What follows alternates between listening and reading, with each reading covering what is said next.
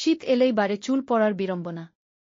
এছাড়া চুলের বৃদ্ধি কমে যাওয়ার মতো সমস্যাতেও দুশ্চিন্তাগ্রস্ত হয়ে পড়েন অনেকে।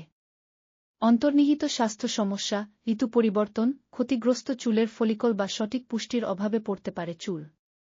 চুল পড়ারোধী শ্যাম্পু বা প্রসাধনী সাময়িক সমাধান দিতে পারলেও চুলের বৃদ্ধি নিশ্চিত করতে সঠিক পুষ্টি গ্রহণ করার বিকল্প নেই।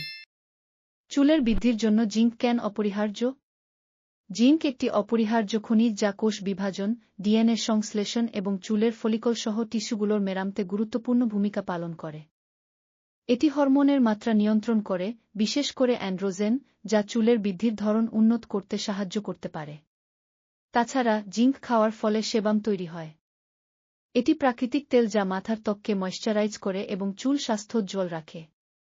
এছাড়া জিঙ্ক অ্যান্টিঅক্সিডেন্টের মতো কাজ করে এবং চুলের কোষগুলোকে অক্সিডেটিভ স্ট্রেস থেকে রক্ষা করতে সাহায্য করে, অকাল বার্ধক্য এবং সম্ভাব্য চুল পড়া রোধ করে। জিঙ্ক সমৃদ্ধ খাবার খেলে যেমন সুস্থ থাকবেন, তেমনি সম্ভব হবে চুল পড়া রোধ করাও।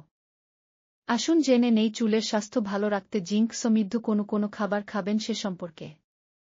১. পালং শাক এবং অন্যান্য গাছ পাতাযুক্ত সবুজ শাকসবজিতে জিঙ্কের সাথে বিভিন্ন ভিটামিন এবং খনিজ উপাদান রয়েছে। চুলের বৃদ্ধি বাড়ানোর পাশাপাশি আপনাকে সুস্থ রাখবে এগুলো। ২. ডিমে প্রচুর জিঙ্ক, প্রোটিন এবং বায়োটিন থাকে। বায়োটিন একটি বি ভিটামিন যা চুল, ত্বক এবং নখের স্বাস্থ্যের জন্য গুরুত্বপূর্ণ। বায়োটিনের অভাব চুল পড়া বাড়াতে পারে। ডিমের মতো জিঙ্ক এবং বায়োটিন সমৃদ্ধ খাবার চুলের যত্নে দারুণ কার্যকরী। ৩. কুমড়োর বীজ জিঙ্ক সমৃদ্ধ।